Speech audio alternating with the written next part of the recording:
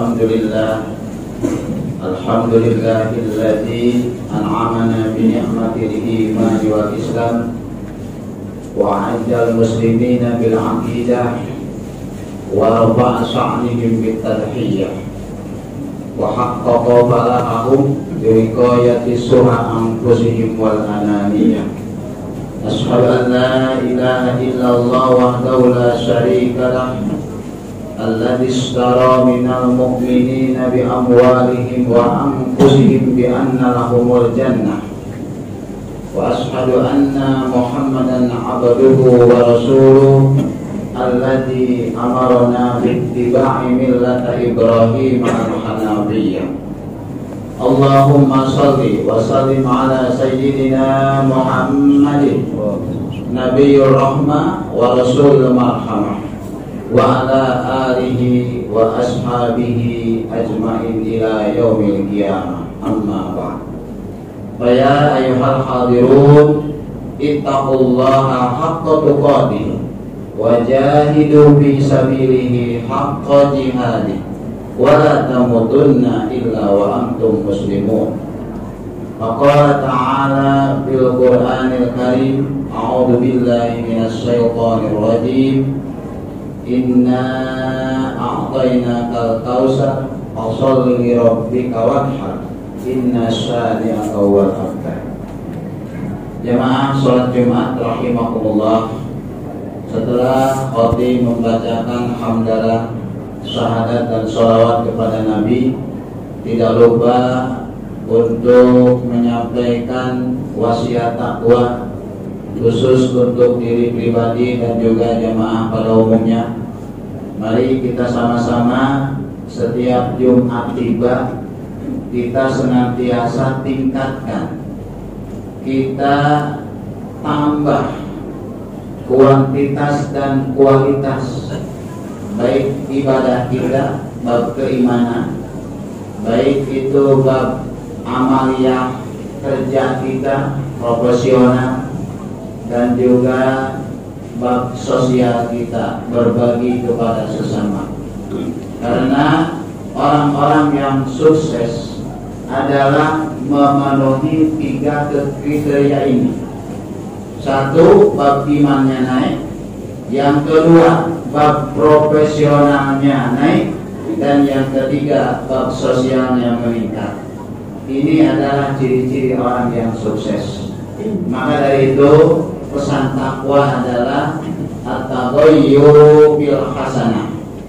Ada perubahan yang positif, baik dalam jiwa kita, dalam pikiran kita, maupun dalam fisik kita.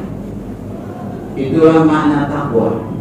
Jadi kalau selama ini kita merasakan, menyadari tidak ada perubahan apa-apa, berarti kita belum meraih takwa, meskipun menghadiri sholat Jumat sudah puluhan tahun, meskipun menghadiri pengajian sudah puluhan tahun, tapi kalau menyatakan dirinya belum merasa ada perubahan, berarti belum meraih takwa. Maka dari itu, mari semangat hari Jumat adalah Sayyidul Ayyam, hari yang paling istimewa, adalah hari rayanya umat Islam. Di dalamnya mengandung keberkahan, ijabah doa dan maghfirah dari Allah sejak maghrib malam Jumat. Makanya kenapa Nabi Muhammad SAW ketika ditanya kenapa saum hari Kamis, karena beliau ingin di penutup bukunya, karena malam Jumat itu setor amal pekanan. Jadi pas hari Kamis Jumat, amal selama sepekan itu disetorkan ke langit oleh para malaikat. Dan di ujung catatannya sedang berpuasa. Begitu juga ketika buku baru awal malam Jumat, catatan awalnya adalah sedang berpuasa, sedang meramaikan, sedang merayakan malam Jumat. Makanya sangat rugi kalau setiap malam Jumat kita hanya disibukkan dengan hal duniawi, nonton televisi, nonton film, permainan yang tidak ada gunanya. Stop. Ingat, malam Jumat adalah hari raya umat Islam. Bahkan hari Jumat ada waktu yang sangat diijabah oleh Allah. Itu diantaranya adalah selain sepertiga akhir malam, itu juga di akhir hari Jumat, yaitu ba'da asar sampai maghrib. Itu adalah waktu-waktu ijabah doa. Maka manfaatkan di sepertiga malam Jumat ada waktu yang namanya sahur. As-sahar itu kurang lebih 20 menit sebelum adzan subuh berkumandang. Kebiasaan penduduk surga di waktu itu adalah memperbanyak zikir istighfar, memperbanyak tilawah Al-Quran dan sebagainya. Ini adalah bagian dari karakter-karakter ibadah penduduk surga. Termasuk di hari Jumat nanti pada asar sampai maghrib adalah waktu ijabah. Nah, oleh karena itu berhubungan dengan ketakwaan, baik yang berhubungan dengan bulan Dzulhijjah, karena ibadah haji adalah ibadah totalitas keikhlasan kepada Allah. Ibadah kurban adalah ibadah sosial. Di sini kita diuji. Tadi nomor 3 adalah bab sosial. Kalau bab sosialnya meningkat, maka dia akan mengorbankan sesuai dengan syariat. Apakah mengorbankan kambingnya, sapinya, ataupun untanya. Bagi yang sudah punya tabungan kurban, alhamdulillah. Bagi yang belum punya tabungan kurban, segera. Mumpung kita masih punya gaji bulanan, masih punya penghasilan, sisihkan untuk berkurban tahun ini. Karena ini adalah bagian dari kesuksesan nomor 3 adalah bab sosial, bab muamalah. Ada kebahagiaan yang luar biasa kalau kita sudah mau berbagi. Beda dengan suha nafsihi, orang-orang yang kikir, orang-orang yang pelit. Meskipun dia hartanya banyak, tetapi sayang terhadap harta dan mau berbagi, itu tidak akan merasakan kebahagiaan sama sekali. Jadi kebahagiaan yang hakiki ketika kita diantaranya bab sosial mampu berbagi kepada orang lain. Mudah-mudahan yang sudah berniat kurban, Allah sudah dicatat amal kebaikan, dan tiba saatnya nanti Allah menerima ibadah kurban kita semua. Kita doakan yang sedang totalitas menghadap Allah dengan ibadah haji di tanah suci, baik yang sudah lansia, yang remaja, yang muda dan sebagainya, Allah terima ibadah hajinya dan Allah kabulkan segala permohonan doanya, kembali menjadi haji yang mabrur. Bagi kita yang belum bisa berangkat, maka wajib berniat untuk haji dan umrah. Supaya apa? Rukun Islamnya lengkap 5 sampai kita balik kepada Allah. Karena kalau kita tidak berhaji, berarti rukun Islam kita cuma 4. Syahadat, sholat, zakat, dan puasa. Nomor 5-nya nggak ada. Maka dari itu tuntutan, meskipun ada manis tato'a ilaihi sabila dalam surat Ali Imran, bahwa haji bagi orang yang mampu ini jangan jadi pesimis, tapi harus jadi optimis buat kita bahwa kita harus berangkat haji. Maka caranya berniat. Niat puasa, niat sholat dengan niat haji beda. Kalau niat puasa, niat sholat tanpa biaya, tinggal niat udah jadi pahala. Tetapi kalau niat haji umroh ada biaya, harus menabung. Jadi kalau sudah mulai menabung untuk haji umroh, berarti kita sudah niat haji. Kalau pingin doang belum buka tabungan haji, itu namanya mimpi. Nah, oleh karena itu, mari kita mulai menabung untuk ibadah haji. Mumpung kita masih bekerja, masih punya saldo di ATM, transfer ke tabungan haji. Insya Allah itu sudah dicatat kita sudah melaksanakan ibadah haji 1 pahala, bernilai 10 pahala. Bagaimana kalau kita keburu meninggal, tabungan baru 15 juta, belum sempat berangkat? Insya Allah itu sudah niat, sudah dicatat kita mendapat pahala haji. Jadi jangan pesimis, mentang-mentang Pak Ustadz bilang manis taqwa ilaihi sabila, haji mah bagi yang mampu. Ini jadi kalimat motivasi. Meskipun saya gajinya di bawah UMR, pendapatan sedikit, tapi saya harus berangkat haji. Allah banyak menjawab ucapan demikian. Tidak sedikit tukang beca sehari-hari cuma dapat 30.000, dia nabung 10.000 sehari, 20 tahun berangkat ke haji. Sampai digiring sama teman-teman tukang beca. Itu ada 40 tukang beca mengantar temannya naik haji, gara-gara sehari nabung 10.000, 20 tahun berangkat haji. Itu kalimat motivasi manis taqwa ilaihi sabila. Jadi gak ada lagi perkataan saya mah gak mampu. Maka niatkan dari sekarang, silakan nabung, buka rekening tabungan haji, insya Allah sudah berniat haji. Yang terakhir yang perlu kita camkan adalah bagi yang ingin berdoa, itu surat Al-Baqarah ayat 128. Rabbana a'udzubillahi minasyaitonir rajim. Rabbana waj'alna muslimaini laka wa min dzurriyyatina ummatan muslimatan lak wa arina manasikana wa tub 'alaina innaka antat tawwabur rahim. Ada kalimat wa arina manasikana, ya Allah, mampukan kami untuk bisa ibadah haji, untuk bisa praktek manasik haji. Silakan didawamkan, dibaca setiap ba'da sholat. Masalah ijabah, tawakal kepada Allah. Mungkin anak cucu kita yang berangkat, kita yang berdoa, kita yang mampu, bisa jadi yang berangkat anak kita atau cucu kita. Atas dasar dari kita sebagai awal, silakan jadikan doa harian surat Al-Baqarah ayat 128. Endingnya adalah semua ibadah dari sholat, zakat, puasa, haji ataupun syahadat, kita tadi bermuara kepada la'allakum tattaqun, bermuara kepada ketakwaan. Dan takwa itu sendiri adalah adanya at-taghayyuru bil hasanat, ada perubahan yang positif. Ada 3 yang harus kita rasakan berubah. 1, masalah as-saqafah, masalah wawasan keislaman perlu ada perubahan. Perubahan yang bagaimana? Kita memahami agama yang tadinya kata orang,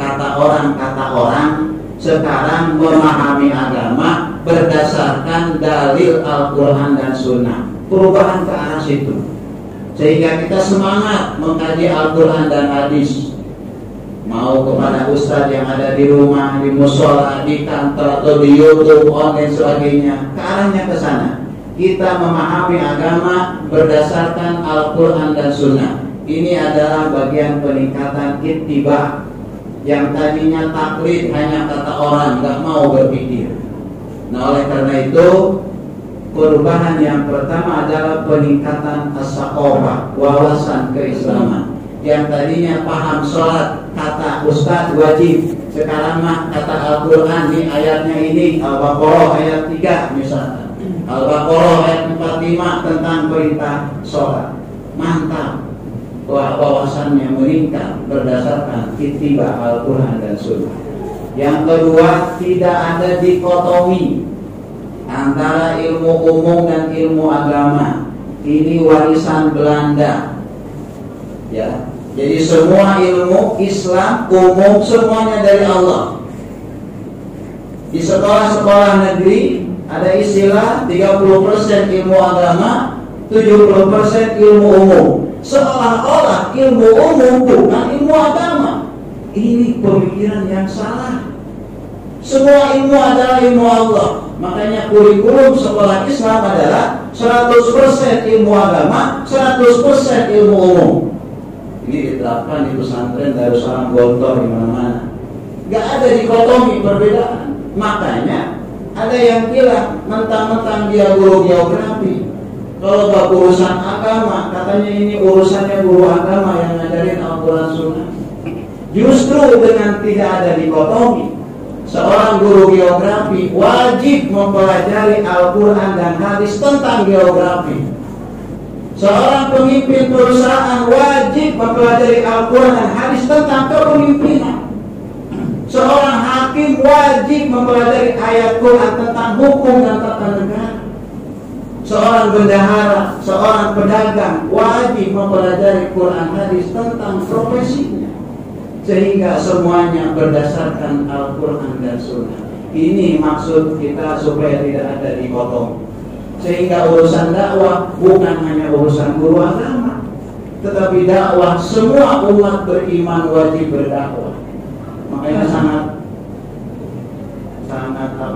takdim, sangat agung kalau ada guru geografi sebelum dia nerangin gerhana, dia tulis ayat Al-Quran surat Yasin 38 di papan tulis misalnya.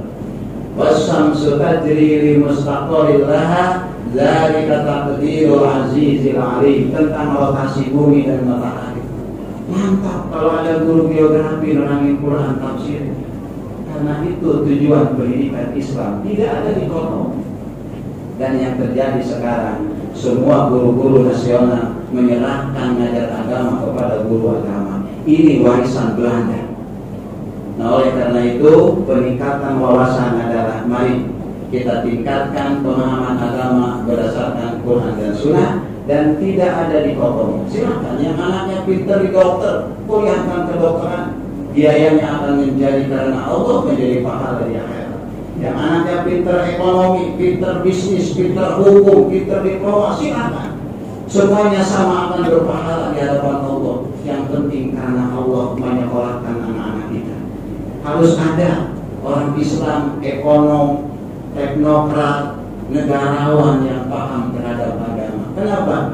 Agama, Quran dan hadis satu-satunya cahaya kehidupan, baik di dunia maupun di akhirat. Karena kalau orang hidup pegangannya bukan Quran dan Sunnah, dia akan jadi presiden misalkan yang tidak tahu apa-apa ajaran Quran, mau jadi gubernur, mau jadi bendahara, mau jadi menteri, nggak tahu Quran Sunnah, maka yang terjadi penyesatan dan korupsi dan sebagainya. Ki Hajar Dewantara begitu terkenal dengan semboyan Inna sosum tulodo imma dia mengentarsa tuturi handayani. Itu sangat luar biasa. Islam pun angkat jempol. Tapi hari ini semboyan tersebut faktanya sudah berubah. Inna sosum korupsi, imma dia mangun dinasti, tuturi cawe-cawe. Ini adalah perubahan sikap dan sebagainya. Maka dari itu mari umat Islam harus menyadari akan perubahan takwa. Mudah-mudahan kita menjadi orang yang bertakwa. Sebagai penutup, perubahan sikap dan perubahan perilaku juga perlu kita sadari. Apakah kita sudah yang berbuat baik pada orang tua, takdim kepada guru, kemudian takdim kepada senior, sayang kepada yang lebih muda? Ini bagian perubahan sikap. Termasuk disiplin dalam ibadah juga harus ada perubahan. Orang mujahid adalah orang yang siap siaga sebelum adzan berkumandang. Itu mujahid. Ketika adzan berkumandang baru dia berwudu, ini kelasnya orang beriman. Ketika qomat baru dia berwudu, ini kelasnya orang Islam. Ketika sudah 1-2 rakaat sholat berjamaah baru berwudu, ini kelasnya orang fasik, orang yang banyak dosa. Ketika bukan sholat berjamaah baru dia siap-siap sholat, ini orang munafik namanya. An-Nisa 142. Innal munafiqina yukhadi'una Allah wa huwa khadi'uhum wa idza qamu ila sholati qamu kusala. Orang munafik ketika sholat qamu kusala, berdiri malas-malas. Ciri malas, entar. Baru adzan, baru belum qomat. Udah qomat baru rakaat pertama. Sudah mau salam kan masih ada waktu 2 sampai jam 3. Inilah orang-orang munafik. Mari disiplin perilaku seperti orang Jepang. Disiplin waktu bekerja, waktu ibadah. Kita juga bisa dengan sholat misalkan disiplin waktu. Sebelum adzan sudah siap dulu orang mujahid. Pas adzan siap dulu orang beriman. Pas qomat siap berwudu orang Islam. Jangan sampai kita masuk orang fasik dan orang munafik. Naudzubillah min dzalik. Barakallahu li wa lakum wa li sa'iril mu'minina wal mu'minat fastaghfiru innahu huwal ghafurur rahim.